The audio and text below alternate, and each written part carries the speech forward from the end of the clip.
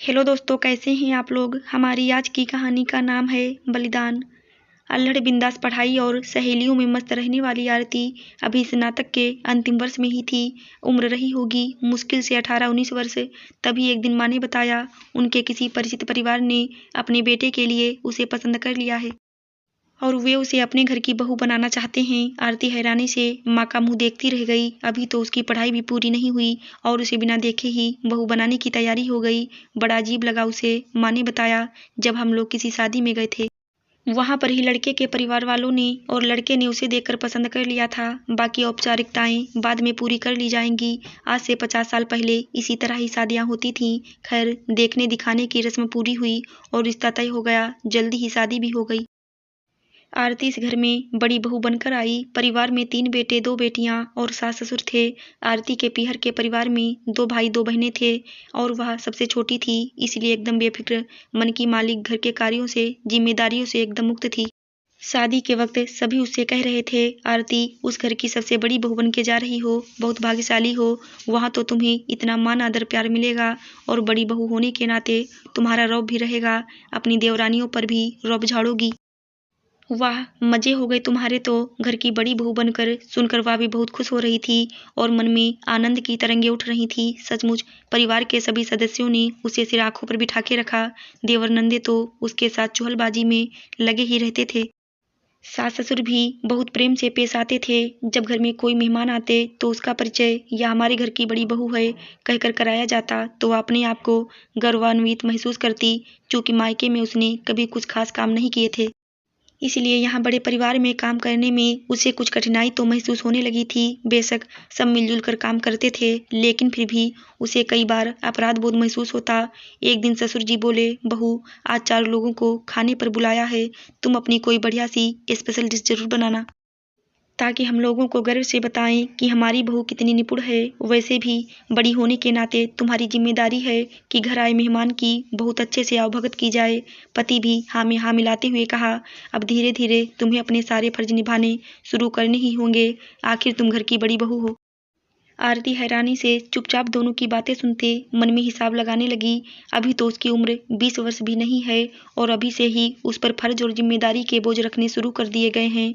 यह कैसी सोच है। पढ़ाई करते करते ही उसकी शादी हुई। वह तो दुनियादारी के बारे में कुछ जानती भी नहीं और यहाँ एकाएक उससे फर्ज और जिम्मेदारियों की बातें की जा रही हैं। अब तो देवर भी फरमाइश करते, भाभी मेरे दोस्त आए हैं, जरा बढ़िया सी चाय बनाकर पिला दीजिए ना।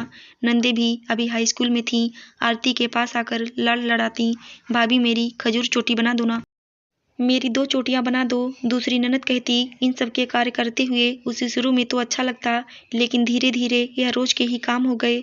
बड़ा परिवार होने के कारण वैसे ही काम ज्यादा होते हैं। उस पर परिवार का कोई ना कोई सदस्य उसे कुछ ना कुछ काम करने को कह देता। बहू मुझे मंदिर जाना है, मेरी ड्रेस प्रेस कर दो। सास कहती, आरती मेरी शर्ट पैंट निकाल दो, लेट हो रहा हूँ। पति मनोज गुहार लगाता, वह अपने कमरे की ओर मुड़ने को होती, तभी ससुर जी कहते, बहू 1 कप चाय बना दो। सास कहती, वाह कितनी डिमांड है बहू की। इसी तरह खट्टे मीठे अनुभवों के बीच 1 वर्ष बीत गया। अगले 5 वर्षों में आरती 2 प्यारे बच्चों की मां बन गई और उसके दोनों देवरों की शादियां हो गईं। दोनों देवरानियां उसे रसोई के कामों में मदद तो करती और उसके दोनों बच्चों को संभालने में भी थोड़ा बहुत सहयोग देती, लेकिन जब कोई जिम्मेदारी का कार्य आता तो दोनों पीछे हट जाती, या कहकर कि आप बड़ी हो, यह तो आपका फर्ज है या तो आपकी जिम्मेदारी है। दोनों देवर नौकरी करते थे। कुछ सालों बाद उन दोनों का ही एक एक करके तबादला हो गया और वे दोनों दूसरे शहर चले गए। दोनों ननद भी अब ब्याह के लायक हो गई थी। अब उन दोनों के लिए लड़के देखना, शादी की तैयारी करना, यह सारी जिम्मेदारी भी आरती के ऊपर डाल दी गई। तुम बड़ी बहू हो या तुम्हारा फर्ज है, या कहकर अगर वह इस बारे में पति से कुछ कहती, क्यों छोटों पर जिम्मेदारी नहीं डाली जाती, सब उसी पर क्यों डाली जाती हैं, तो वह कहता, यह तो जमाने की रीत है, हमेशा से ही अधिकांश जिम्मेदारियां बड़ों पर ही डाली जाती हैं, चाहे वह बड़ा बेटा हो या बड़ी बहू हो। वह हैरान हो जाती, यह कैसे रिवाज हैं, सभी को सब काम मिलजुल कर करना चाहिए, अकेले बड़े पर सारा बोझ क्यों डाला जाता है। दूसरे शहर में रहने वाले मामा ससुर का निधन हो गया तो दोनों देवर देवरानियों को वहां जाने के लिए कहा गया, लेकिन कोई भी तैयार नहीं हुआ। दोनों ने ही कह दिया, बड़ी भाभी को ही भेज दीजिए, वह बड़े हैं, उन्हें सब कुछ पता है, हमें तो पता ही नहीं। क्या रीति रिवाज होता है। बच्चों को पति और नंदों के भरोसे छोड़कर आरती को सास ससुर के साथ वहां जाना पड़ा। उसे अपने बड़ी होने पर जो गर्व और खुशी महसूस होती थी, अब लगने लगा इससे तो वह मंझली या छोटी बहू होती तो ज्यादा अच्छा रहता। कम से कम सारी जिम्मेदारियों का बोझ उस पर तो ना आता। अब नंदों के लिए लड़कों की तलाश जारी भी। इत्तेफाक से दोनों का रिश्ता 15 दिन के अंतर से हो गया। यह तय हुआ कि दोनों की शादी एक साथ कर दी जाए, इससे कुछ खर्च भी कम हो जाएगा और बाहर से आने जाने वाले रिश्तेदारों को भी सुविधा हो जाएगी। 2 बार नहीं आना पड़ेगा। दोनों बेटियों के लिए दहेज जुटाना बहुत बड़ा खर्च वाला काम था। दोनों छोटे बेटे बहू को सास ससुर ने खबर भेजी कि बहनों की शादी के लिए वे अपना यथासंभव सहयोग दें। दोनों ने ही टाल मटोल करते हुए अपनी लाचारी और बढ़ते खर्च का हवाला देते हुए कहा कि वो पूरी कोशिश करेंगे। सास ससुर समझ गए कि उनकी तरफ से कोई बहुत अच्छा सहयोग मिलने वाला नहीं है। एक दिन सास आरती से बोली, बहू तुम्हारे हिस्से में जो खानदानी रानी हार आया है वह कम से कम 15 तोले का है। इस समय हमारे पास बहुत बड़ा खर्च है। मैं सोच रही हूँ उसी हार को तुड़वाकर दोनों बेटियों को एक एक सेट बनवा कर दे दिया जाए। तुम्हारा क्या ख्याल है। सास की बात सुनकर आरती के पांव तले से जमीन निकल गई। उसके हिस्से में आए खानदानी हार को भी अब फर्ज की आड़ में उसे वापस लेने की योजना बनाई जा रही है। कितना बड़ा अन्याय है यह। माँ जी यह क्यों नहीं समझती। ऐसे ही खानदानी हार दोनों देवरानियों के पास भी तो हैं, उनसे क्यों नहीं मांगे जा रही हैं। आरती को बहुत बुरा लगा।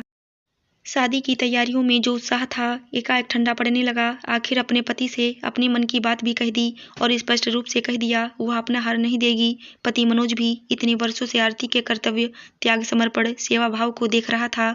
उसे भी पत्नी की बात सही लगी।